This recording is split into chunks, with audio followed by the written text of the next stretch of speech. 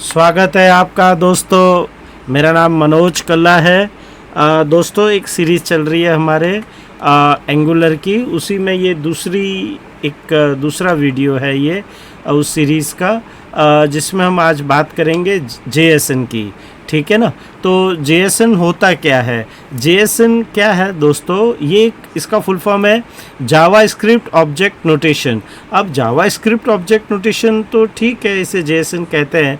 Basically ये क्या ना, एक API की भाषा है। यानी API आप अगर कोई API कॉल करते हो, यानी जैसे कि मैं बोलूँ पैन कार्ड वेरिफिकेशन की API है, आधार कार्ड वेरिफिकेशन की API है, तो वो जो रिक्वेस्ट लेता है, यानी आप चेक करने के लिए कुछ तो भेजोगे ना, और कुछ तो वहाँ से रिस्पॉन्स आएगा। तो रिक्वेस्ट और रिस्पॉन्स दोनों मैक्सिमम 90 या मैं बोलूँ 80% आज जो भी काम हो रहा है वो JSN पे होता है। ठीक है ना। और एक दूसरी मैंने लैंग्वेज बताई थी XML, यानी एक्सटेंसिबल मार्कअप लैंग्वेज। तो जो JSN है ये डेटा लेने और देने, इसलिए इसे क्या कहा है कि is the language of API। अब JSN क्या है? ये एक लाइट वेट कर देता है डेटा को, यानी डेटा में जैसे होता है ना, अननेसेसरी स्पेसेस नहीं है, की एंड वैल्यू पैटर्न पे चलता है। देखिए मैं बताता हूँ। अब फिर जैसे क्या बताया कि why the JSN is important. Obviously it is very much important कि एंगुलर क्या जो भी आज की तारीख में जो टेक्नोलॉजी है वो ज़्यादातर क्या यूज़ करती है? JSN to send and receive the data. अब सेंड एंड रिसीव यानी क्या, मैं कुछ मांग रहा हूँ तो मेरी रिक्वेस्ट है और वहाँ से जो आएगा वो रिस्पॉन्स है। ठीक है ना। अब ये देखिए JSN के कितने टाइप्स होते हैं। अब टाइप्स को समझते हैं। JSN बेसिकली 3 ही टाइप के हैं। एक तो JSN ऑब्जेक्ट होता है, JSN एरे है, और JSN नेस्टेड ऑब्जेक्ट, यानी ऑब्जेक्ट के अंदर ऑब्जेक्ट। और एक इसके अंदर मैं इसके बाद एक वीडियो में बनाने की सोच रहा हूँ कि जैसे कि हम C# की क्लास बनाएंगे या एंगुलर की क्लास बनाते हैं, तो उसको मैप कैसे करेंगे JSN के साथ। ठीक है ना। जस्ट समझते हैं, पर थोड़ा आगे बढ़ते हैं कि जैसे मैंने क्या बताया कि टाइप्स ऑफ JSN कितने हैं। तो जो स्ट्रक्चर होता है JSN का वो बेसिकली 3 टाइप के है कि या तो JSN ऑब्जेक्ट होगा या JSN एरे आएगा। अब एरे यानी क्या, ऑब्जेक्ट का एरे भी हो सकता है, डेटा टाइप का भी एरे हो सकता है, और ऑब्जेक्ट के अंदर ऑब्जेक्ट भी आएगा। ठीक है ना। तो अब इसे आगे समझते हैं।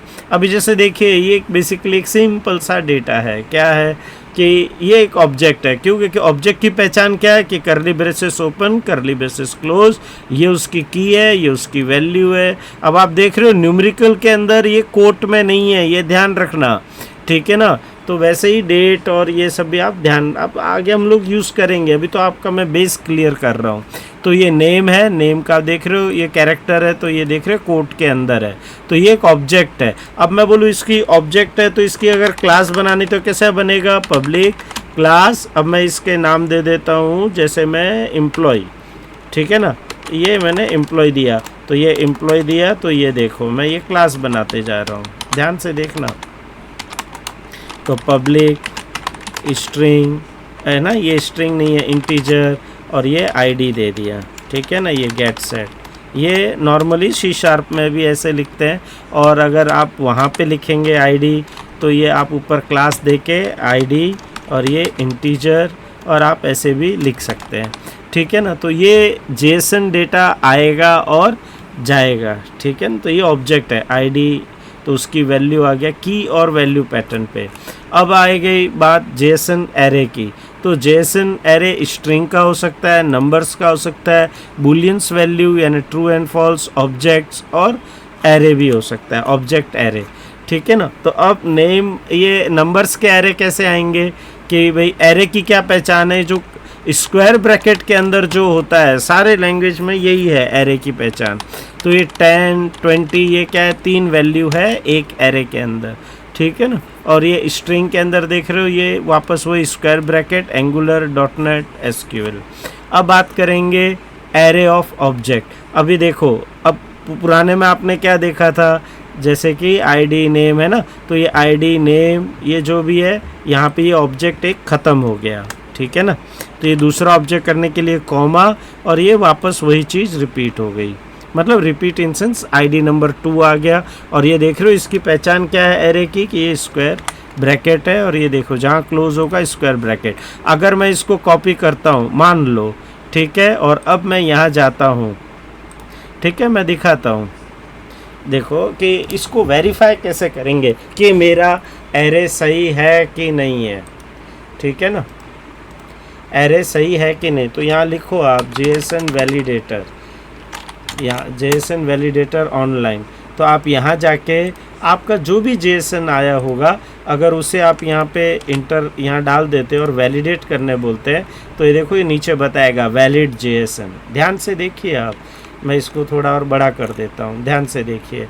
मेरा जो JSON था वो मैंने यहाँ पेस्ट किया, ये JSON वैलिडेटर है। आप सर्च कीजिए JSON वैलिडेटर करके, दिख रहा है JSON वैलिडेटर, और आप अपना JSON जाके आप डालेंगे यहाँ पे तो ये नीचे मैसेज दे देगा क्या वैलिड JSON है ये, और ये बताएगा 2 ऑब्जेक्ट है 1 एरे है। अब आई बात ध्यान में, तो ये एरे ऑफ ऑब्जेक्ट है।